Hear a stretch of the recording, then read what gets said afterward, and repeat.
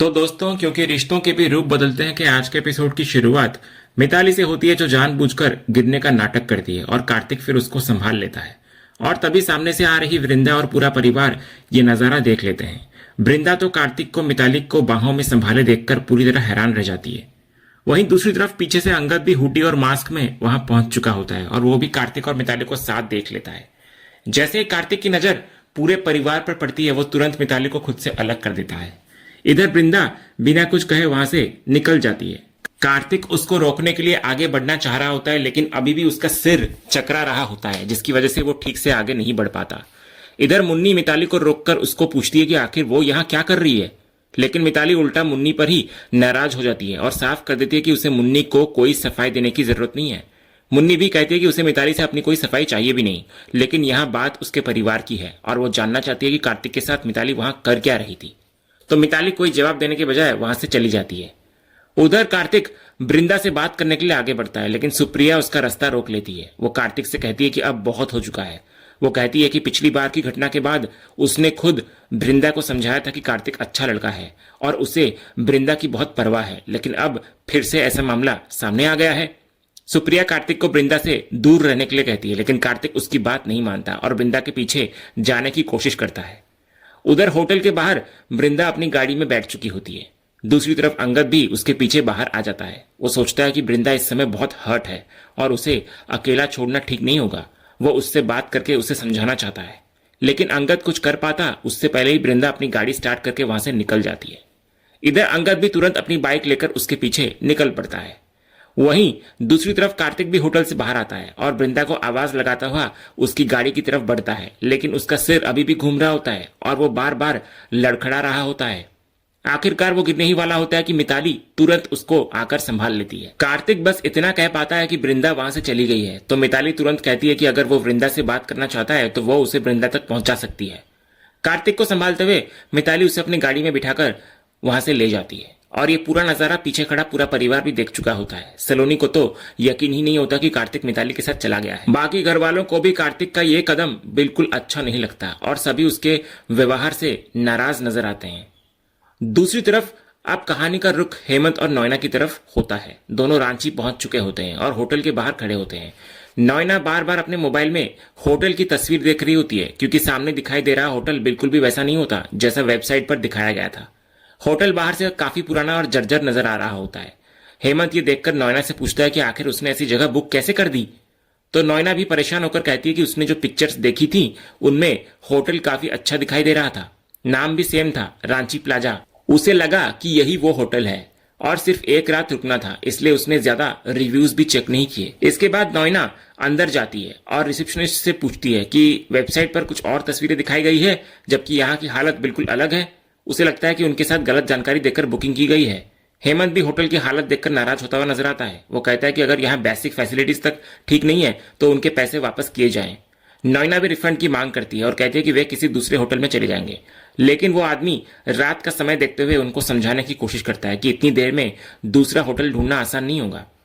हेमंत गुस्से में कहता है कि उन्हें दूसरा होटल मिल जाएगा और वो ऐसी जगह रुकने वाला नहीं है, लेकिन नोएना हेमंत को थोड़ा शांत करती है। वो कहती है कि इतनी रात में दोबारा होटल ढूंढना आसान नहीं होगा, वे काफी लंबा सफर करके आए हैं, अगले दिन काम भी है और वो खुद काफी थक चुकी है। नोएना ये भी कहती है कि बुकिंग के पैसे पहले ही दिए जा चुके हैं और उसे नहीं लगता कि इतनी आसानी से रिफंड मिलेगा। ऐसे में बेहतर यही होगा कि आज की रात यहीं पर रुक जाएं और सुबह मीटिंग के बाद आगे का फैसला करें। तो हेमंत होटल की हालत देखकर अभी भी खुश नहीं होता, लेकिन आखिरकार उसके पास दूसरा कोई प्रैक्टिकल ऑप्शन नहीं बचता। वो रिसेप्शनिस्ट से दोनों के रूम्स की की मांगता है, तो वो आदमी उन्हें कीज देता है और दोनों अपने अपने रूम में चले जाते हैं। अगले सीन में नोएना अपने रूम में बैठकर अगले दिन की मीटिंग से जुड़ी फाइल्स चेक कर रही होती है, लेकिन तभी अचानक कमरे की लाइट चली जाती है। तो नोएना चौंक जाती है। वो तुरंत अपने मोबाइल की टॉर्च ऑन करती है और कमरे के अंदर देखती है। उसे कुछ भी असामान्य नजर नहीं आता। फिर वो बाहर की तरफ जाती है और देखती है कि कॉरिडोर और होटल के बाकी हिस्सों में लाइट जल रही होती है, यानी पूरे होटल की बिजली नहीं गई थी, सिर्फ नोएना के रूम की लाइट ही बंद हुई थी। ये देखकर नोएना को मामला थोड़ा अजीब लगता है। वो मोबाइल की टॉर्च हाथ में लेकर कमरे से बाहर निकलती है ताकि रिसेप्शन पर जाकर पता कर सके कि आखिर उसके रूम में ही ये प्रॉब्लम क्यों हुई। दूसरी तरफ हम देखते हैं कि वृंदा घर पहुंच चुकी होती है और जैसे ही वो घर के अंदर जाने वाली होती है, पीछे से एवी उसको आवाज देता है। एवी कहता है कि वो भी उसी रेस्टोरेंट में मौजूद था और वहां जो कुछ हुआ उसको देखकर वो वृंदा के पीछे यहां तक आ गया कि सिर्फ ये देखने के लिए वो ठीक है या नहीं। तो वृंदा ये सुनकर थोड़ी नाराज नजर आती है। वो एवी से साफ कहती है कि उसने उसे यहां आने के लिए नहीं कहा था। वो कहती है कि रेस्टोरेंट में जो कुछ हुआ वो उसका पर्सनल मैटर है और उसको संभालने के लिए उसे किसी की जरूरत नहीं है। तो एवी समझाने की कोशिश करता है कि उसने वृंदा पर कोई एहसान करने के लिए उसका पीछा नहीं किया, बल्कि वहां जो हुआ उसको देखकर उसे चिंता हो गई थी। लेकिन वृंदा इस समय पहले से ही बहुत परेशान होती है। वो कहती है कि उसे किसी की सिंपैथी या सहारे की जरूरत नहीं है। वो एवी को अच्छा इंसान जरूर मानती है, लेकिन उसे यह पसंद नहीं कि कोई तीसरा व्यक्ति उसकी पर्सनल लाइफ में इस तरह इंटरफेयर करे। वृंदा एवी से साफ कहती है कि आगे से वो उसे इस तरह फॉलो ना करे, क्योंकि उसे बिल्कुल पसंद नहीं है। साथ ही वृंदा ये भी समझाती है कि उसकी सिचुएशन पहले ही बहुत कॉम्प्लिकेटेड है। अगर लोगों को पता चला कि एवी रात में उसके घर तक उसका पीछा करते हुए आया है तो लोग तरह तरह की सवाल खड़े करेंगे और सबसे पहले उंगली उसी पर उठेगी। इसलिए वो एवी से कहती है कि अब उसे वापस चले जाना चाहिए। तो एवी उसकी बात समझते हुए सॉरी कहता है और वहां से निकल जाता है। लेकिन कुछ कदम आगे जाने के बाद वो बार बार पीछे मुड़कर वृंदा को देख रहा होता है। उसकी हालत देखकर एवी का मन उसे इस तरह छोड़कर जाने को तैयार नहीं होता, लेकिन फिर भी वृंदा की बात का सम्मान करते हुए आखिर वो वहां से निकल जाता है। उधर कहानी वापस उसी होटल में जाती है। रिसेप्शन पर वही रिसेप्शनिस्ट दो लोगों के साथ बैठा हुआ शराब पी रहा होता है। तीनों नशे में होते हैं और होटल की सिचुएशन को लेकर बिल्कुल बेफिक्र नजर आते हैं।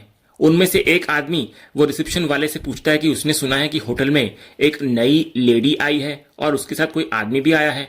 तो वो रिसेप्शन वाला कहता है कि हाँ, एक महिला और एक आदमी आए हैं, लेकिन दोनों अलग अलग रूम्स में रुके हुए हैं।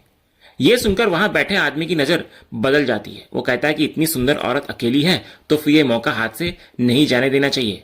तो दूसरा आदमी भी उसकी बात में हामी भरता है और कहता है कि शायद इसी काम के लिए तो वे लोग हैं। तभी नॉयना वहां पहुंच जाती है। वो रिसेप्शन वाले से कहती है कि उसके रूम की लाइट बंद हो गई है, जबकि होटल के बाकी हिस्सों में इलेक्ट्रिसिटी है। वो उससे कहती है कि किसी को भेजकर रूम की प्रॉब्लम चेक करवा दे।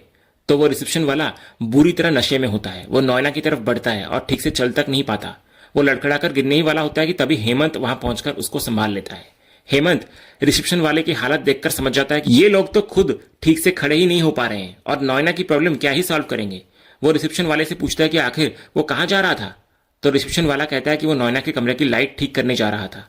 तो हेमंत उसकी हालत देखकर उसको फटकार लगाता है और कहता है कि जब खुद को संभालना मुश्किल हो रहा है तो होटल की इलेक्ट्रिसिटी क्या संभालोगे, पहले जाकर आराम से बैठो। इसके बाद हेमंत नॉयना से पूछता है कि वो इतनी रात को लॉबी में क्यों खड़ी है। तो नॉयना कहती है कि उसके रूम की लाइट चली गई थी, इसलिए वो रिसेप्शन वाले से हेल्प मांगने आई थी। तो हेमंत फिर होटल वालों की हालत की तरफ इशारा करते हुए कहता है कि क्या उसे सच में लगता है कि इनमें से कोई उसकी हेल्प कर पाएगा। ये लोग खुद लॉबी को बार बनाकर बैठे हैं। फिर हेमंत रिसेप्शन वाले को पूछता है कि अगर नॉयना की रूम की लाइट ठीक नहीं हो सकती तो उसे कोई दूसरा रूम दे दे, लेकिन वो आदमी कहता है कि दूसरा कोई रूम अवेलेबल नहीं है। ये सुनकर नॉयना परेशान नजर आती है। वो सोचती है कि अब वो बिना लाइट, फैन और एसी के इतनी गर्मी में कैसे सोएगी। तभी हेमंत उसे एक प्रैक्टिकल सोल्यूशन देता है। वो नॉयना से कहता है कि वो उसके रूम में जाकर सो जाए और वो खुद बिना लाइट, फैन और एसी के मैनेज कर लेगा। तो नॉयना तुरंत मना कर देती है और कहती है कि वो किसी तरह अपने रूम में ही मैनेज कर लेगी। लेकिन हेमंत उससे दोबारा पूछता है कि क्या वो सच में बिना फैन, एसी और लाइट के अंधेरे कमरे में पूरी रात सो पाएगी। तो नॉयना कुछ पल चुप रहकर आखिरकार मान जाती है कि वो ऐसा नहीं कर पाएगी। तब हेमंत कहता है कि फिर एक ही रास्ता है कि दोनों अपने रूम्स एक्सचेंज कर लेते हैं। नॉयना अपनी रूम की हेमंत को देती है और हेमंत अपने रूम की नॉयना को देता है। हेमंत उसको समझाता है कि अब वो उसके रूम में जाकर आराम से सो जाए और अगर रात में किसी भी तरह की परेशानी हो तो उसे तुरंत कॉल कर ले। लॉबी में अकेले आने की जरूरत नहीं है। तो नॉयना हेमंत को धन्यवाद देती है, उसको गुड नाइट कहकर वहां से चली जाती है। अगले सीन में हम मिताली को देखते हैं जो कार्तिक को अपने घर लेकर आ चुकी होती है। मिताली कार्तिक को अपने बेडरूम में सुला देती है। कार्तिक की हालत ऐसी होती है कि वो गहरी नींद में चला जाता है और मिताली उसके पास ही खड़ी होकर उसको देख रही होती है।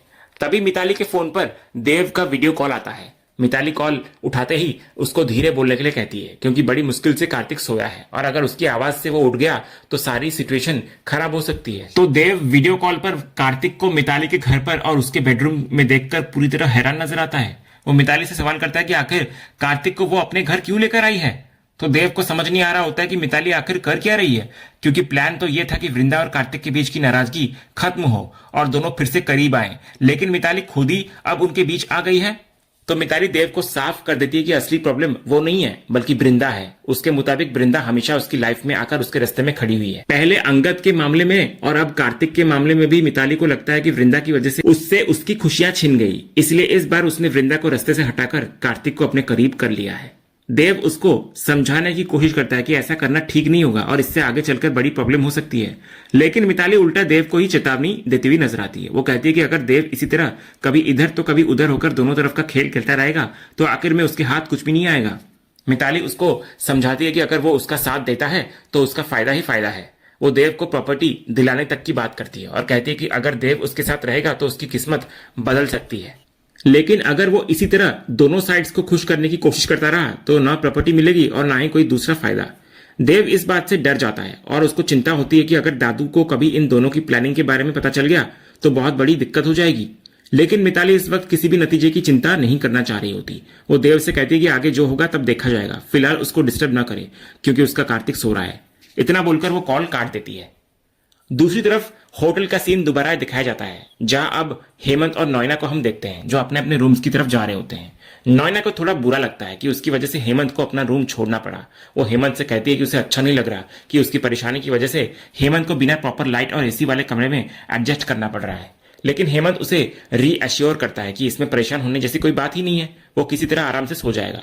साथ ही वो कहता है कि अगले दिन वैसे भी उनका शेड्यूल काफी हेक्टिक है और सुबह से काम शुरू होना है, इसलिए अब आराम करना ही बेहतर होगा। दोनों एक दूसरे को गुड नाइट कहकर दोबारा अपने कमरे में चले जाते हैं। हेमंत नोयना के रूम में पहुंचता है। अंदर पूरी तरह अंधेरा होता है, इसलिए वो अपने फोन की टॉर्च ऑन करता है और धीरे धीरे बेड ढूंढने लगता है। उधर नोयना हेमंत के रूम में पहुंचकर आराम से बैठ जाती है, लेकिन दूसरी तरफ अंधेरे की वजह से हेमंत को ठीक से कुछ दिखाई नहीं देता। वो बेड तक पहुंचने की कोशिश करता है और अचानक उसका पैर किसी चीज से टकरा जाता है। हेमंत जोर से गिर जाता है और उसके मुंह से दर्द की आवाज निकल जाती है। यह आवाज नोयना को भी सुनाई दे जाती है। नोयना तुरंत परेशान होकर हेमंत को फोन लगाती है और पूछती है कि वो ठीक तो है ना। तो हेमंत अपनी तकलीफ छिपाते हुए कहता है कि वो बिल्कुल ठीक है और बस बेड पर लेटने की कोशिश कर रहा था। वो नोयना को ज्यादा चिंता न करने के लिए कहता है और फोन रख देता है, लेकिन असल में हेमंत को चोट काफी जोर से लगी होती है। इसके बाद अब वो अंधेरे में अपना बेड ढूंढने की कोशिश कर रहा होता है। उधर नोयना अपने रूम में बैठी हेमंत के बारे में सोच रही होती है। उसके मन में यही सवाल आता है कि आखिर हेमंत इस तरह के अंधेरे कमरे में कैसे मैनेज कर रहा होगा। और इसी सीन के साथ आज का यह एपिसोड यहीं पर खत्म होता है। तो दोस्तों, क्या मिताली का यह नया खेल वृंदा और कार्तिक के रिश्ते को हमेशा के लिए तोड़ देगा और क्या अंगद फिर से वृंदा के करीब आएगा? अपनी राय हमें कमेंट बॉक्स में जरूर बताएं। अगर आपको आज का ये वीडियो पसंद आया हो तो वीडियो को लाइक जरूर करें, शेयर करें और ऐसे ही डेली एपिसोड के अपडेट्स के लिए चैनल को सब्सक्राइब करना बिल्कुल ना भूलें और बेल आइकन को भी जरूर दबा दें। मिलते हैं अगले एपिसोड के अपडेट के साथ, तब तक के लिए धन्यवाद।